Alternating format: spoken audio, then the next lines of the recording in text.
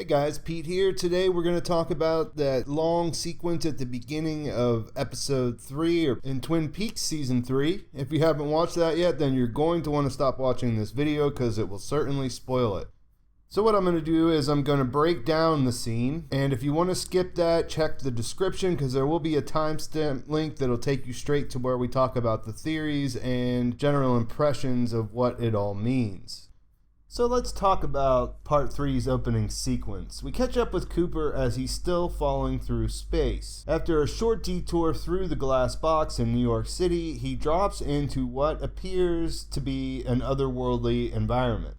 Before we see him touch down on what I guess you would call a balcony, we see a cloud of light purple smoke that sort of spreads out, and we also see what looks to be an endless ocean that has a purple tint to it as well. I read a post on Reddit where someone said that this whole thing sort of looks like a slot machine tray, but I didn't really read much into that. Anyways, Agent Cooper takes a look around before going through a window inside the building. In there has a much different visual feel. Outside things were desolate, but basically calm, and inside this room things are fuzzy and distorted. Coop encounters a woman inside who is blind, or a woman who doesn't have eyes, depending on how you interpret it. It's not exactly clear what is going on with her, but there is a smooth-looking skin covering her eye sockets with a few areas that could be like scar tissue. The room itself almost resembles a bunker. It has high ceilings, a sitting area, and a fireplace in front of where they sit. The characters move forward and backwards, making things jerky with the occasional looping of movements and gestures. As Coop approaches the woman, he asks her, "Where is this? Where are we?" And it's interesting that Cooper seems to be his normal self here, and this is really the last time we see him in that state. The woman never speaks, or she doesn't communicate with words. She inspects Cooper with her hands and makes indiscernible noises, but primarily interacts by doing gestures. As they sit, we hear a clanking, clanging, pounding noise which we perceive as knocking on a door from outside. She warns Coop to keep quiet while this is going on. While the knocking continues, Cooper notices what ends up being the most important part of the room. A panel on the wall that looks electrical or machine-like, with a circle at its center with the number 15 above it. He seems drawn to it and gets up to approach it. When he gets close, it affects him, almost like a bug zapper, and the woman rushes over and positions herself in between Coop and the panel, and she's visibly concerned and seems emphatic about him not getting any closer. She makes what looks like slashing movements to drive home her point. So this is a really intense part with all that's going on. The looping effect on her motions, the slashing sound along with the music, and the persistent clanging or pounding make this section one of the coolest things I've seen on TV for quite a while.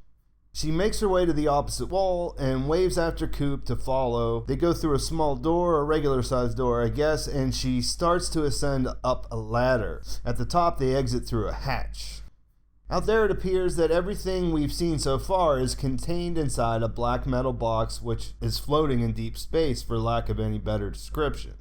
On top of the box there is what looks like a thimble-shaped object with a few gauges and a switch on it. She tries to communicate something to Cooper, who just sort of stands there looking thoroughly confused. She moves herself around and flips the switch, appears to have electricity flowing through her, and then is basically ejected from the box falling through space. Pounding sound stops at this point, and then Cooper sees the disembodied head of Major Briggs float by, and he says 2 words which are Blue Rose to Cooper. After that, Coop takes one last look around and heads back down the ladder. When he re-enters the room, we see his movements are fluid again and that the blurry effect is gone. We also see that the electrical panel on the wall has changed, and now instead of the number 15, it reads number 3 above what we pretty much figure out as an electrical outlet later.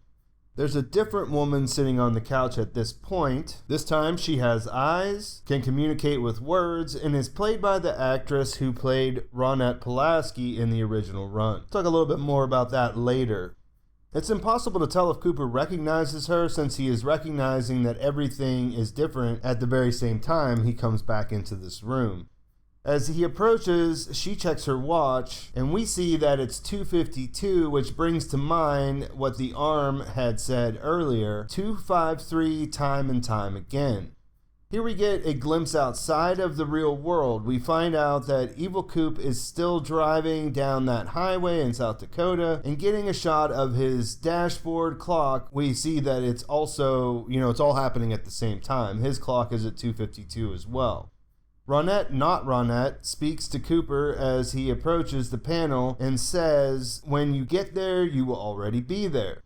Coop moves towards the panel and gets zapped, and we see Evil Coop in his car, and it looks like he feels it as well. We also see again that Evil Coop has the cigarette lighter open and make the assumption that electricity is important to what's going on. The knocking comes back, and Ronette, not Ronette, tells Cooper that he'd better hurry because her mother's coming. Cooper then allows himself to be pulled into the panel, which turns out to be a portal, and a portal that looks to be an electrical outlet, like I said before.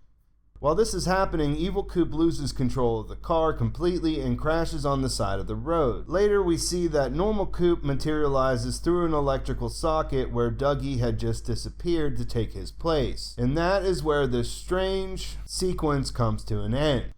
So there's a lot to talk about here. If you skipped the breakdown, welcome to the video. We're going to discuss my initial thoughts and go over the most interesting theories that I've seen in the past few days. Since I've already made separate videos about the glass box and about Dougie, I'll try to stay on the topic of this opening sequence, and you can go watch those ones later if you haven't seen them already.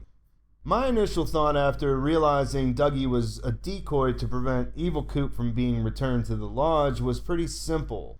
It was that this room is a transitional space where his plan played out. In other words, when Coop first enters, everything seems dark and scary and somewhat like what you might guess Evil Coop's head would be inside if we could see in there.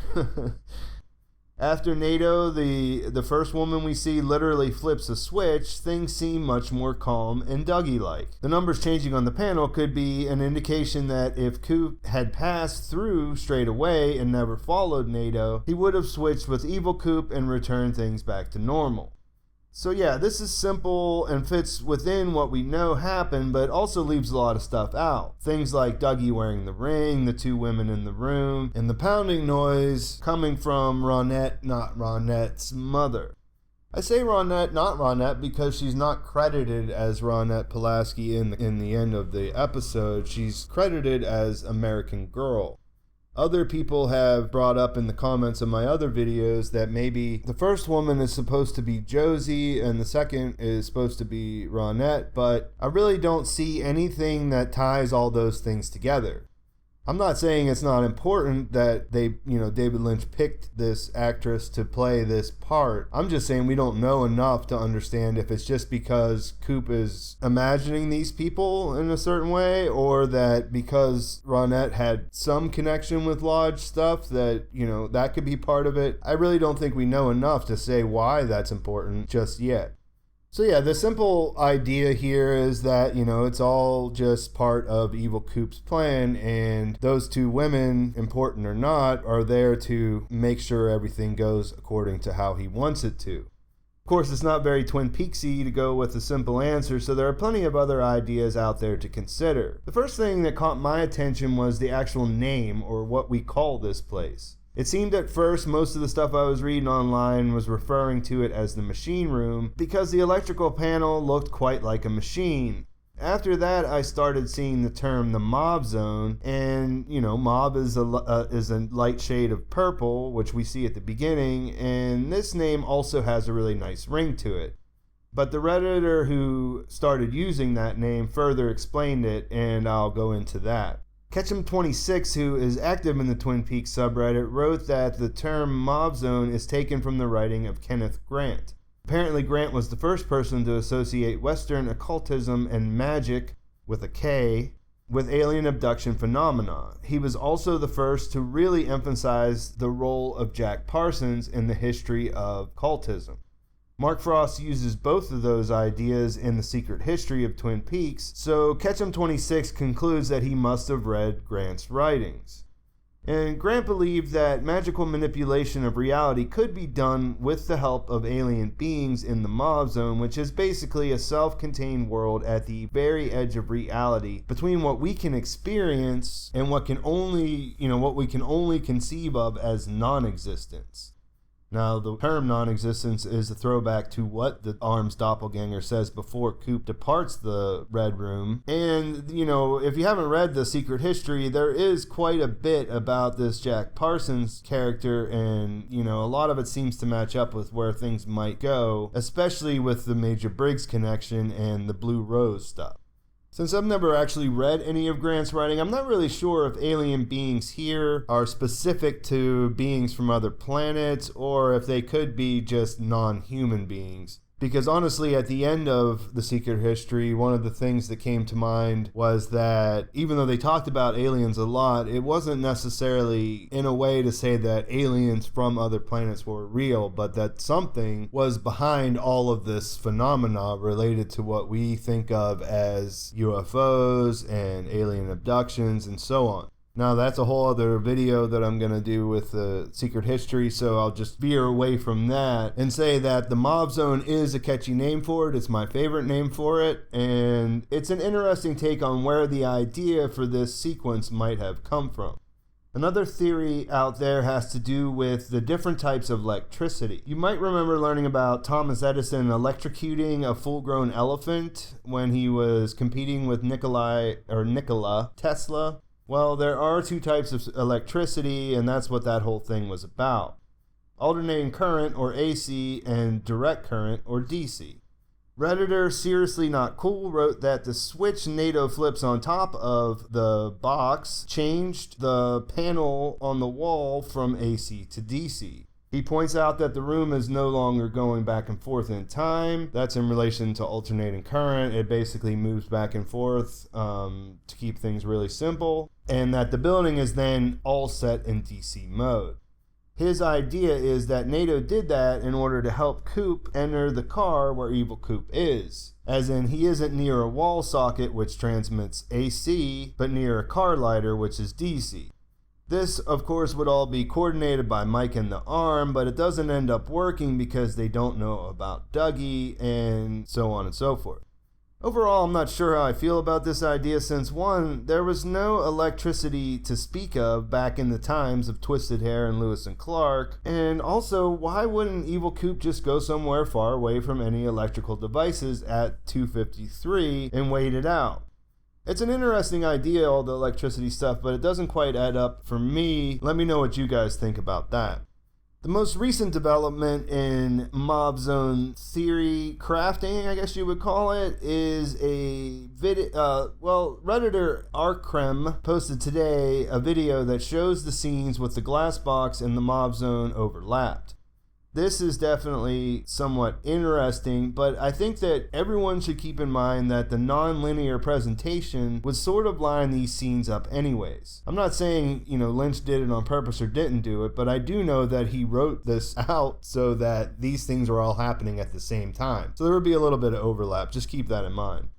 Basically, the idea here is that Lynch shot 3 separate scenes in 3 different parts of The Return that were set up to be synchronized and work together. In the YouTube video, we see a split screen and timestamp of the Glass Box Massacre from Part 1. First, we see how Coop moves through the box while Sam and Tracy are out of the room out in the hall. And we already saw that, sort of, thanks to the way Part 2 was edited. Lynch gives us a hint that when those things are happening. Then, depending on your level of skepticism, we see the Mauve Zone scene, and it appears to match up with Sam and Tracy's murder. The most interesting things here include NATO making her slashing motions while Sam and Tracy are, getting slashed. The pounding sound starting in the Mauve Zone when Tracy climbs on top of Sam after they both get naked. and the lamp lighting up in the zone when Sam starts to notice that something's going on in the box. Like basically this lamp flicks on in the background, and at the very same time we sort of see that the box is filling up with the black smoke. At the end of the day, I'm not sure how much more of the mystery this explains, but it's definitely interesting to watch these scenes sync up, whether it was intentional or not. So what does it all mean?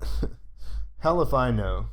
Let me know what you guys think in the comments. One thing I do know for sure is that Lynch and Frost like to create mystery, and that gives us a lot to speculate about. I mean, we have still been trying to figure out what's going on in the Red Room and the room above the convenience store for 20 some odd years since that stuff was first introduced. So do I think there's a clear map here in this scene that tells us what we want to know? Probably not. It's mystery building, it's mystery for the sake of mystery, but there are a lot of interesting things, and I do love to speculate. So please subscribe to my channel, like the video if you found it enjoyable, and check back soon because more Twin Peaks videos are coming. Thanks for watching. I'll talk to you soon.